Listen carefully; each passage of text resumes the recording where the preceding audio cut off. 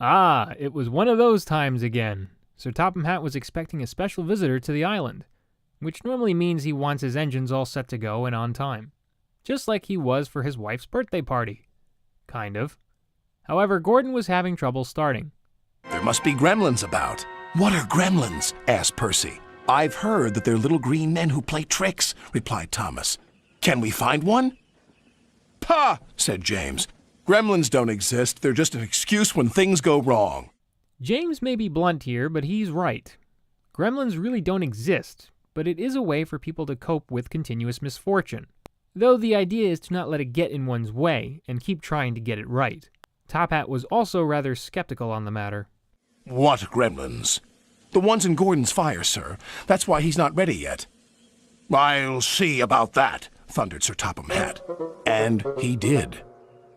Gordon, I expect you to be on your best behavior today. You are to pull the special coach for my special visitor. But no high speeds, please. Baldwin's voiceover for Top Hat is another great rendition of this character. The authority in his voice when he makes him annoyed is funny. I'll see about that. Not that it really did much, though. Turns out these quote-unquote gremlins were everywhere. And look, Oliver and Toad. Hey there, guys. But yes, everything from the turntable to Gordon's firebox were affected by these supposed demons. He was soon working hard to make up for lost time. After he arrived at the station, Sir Topham Hatt became concerned. Where's Thomas? He wondered. He's supposed to be bringing my visitor from the docks. I don't know, maybe Cranky's playing games again. You never know, people. But Thomas did arrive, and Top Hat's special visitor hopped out. Thomas, Gordon, and Percy had no idea who it was, for two reasons. One, they never saw this person before, and the other was that they had a Dalmatian with them. Either way, Gordon was late now. Gordon's driver decided to make up for lost time. Then there was trouble. I think we better slow down. This is an old line and could make things uncomfortable for the VIP. And it did.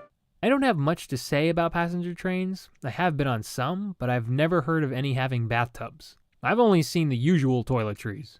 Guess these coaches were not truly the highest class if they couldn't take a little shake. But when he reached the station, Gordon was happy. He blew an extra long whistle. This frightened the visitor's dog so much that he fled from the station and ran into a field where a bull was grazing. The bull frightened the little dog even more. Well, after seeing those horns, I don't think anyone would have stuck around. And before the frame actually showed the bull on screen, I thought maybe we would have seen Champion again from Season 4's Bullseyes episode. But no, it's some other bull. Anyway, the Dalmatian made its way back to Thomas's train where the special visitor was waiting. What's the dog's name? Asked the fireman. Well, after today's events, I think I'll rename him Gremlin, Sir Topham Hatt chuckled. In that case, I've met one at last. Ha ha! Excuse me, sir, but who is your very important visitor? Why, didn't I tell you? This lady is my mother, and she agrees with me. You are indeed really useful engines, and my mother, of course, is always right. He's not wrong there. Moms are normally right on point, and seeing how Top Hat is, I'm sure his mother is not far from that. My thing is, what was the dog's name before Top Hat's mom decided to change it? Was it just Dog? Come on, dog. Let's go, dog. Yo, dog. Aside from this, though, we got introduced to another human character, and this time it's a relative of the big man. It's Big Mama's Railway now. And yeah, what the filmmakers probably did was dress up a Top Hat figurine as a woman, just like they did with Santa Claus in Season 2's Christmas special.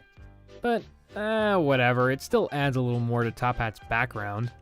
And here we are with the third female character Baldwin is voicing. As for the Gremlin bit, it wasn't exactly a big focus as the title suggested, besides the fact that it's slowing Gordon down twice at the start and then at the turntable. Everything else went fine. Top Hat's mom didn't even complain about the bathtub slosh. Not the most focused of stories. Music-wise was very much singular, but that's not a bad thing.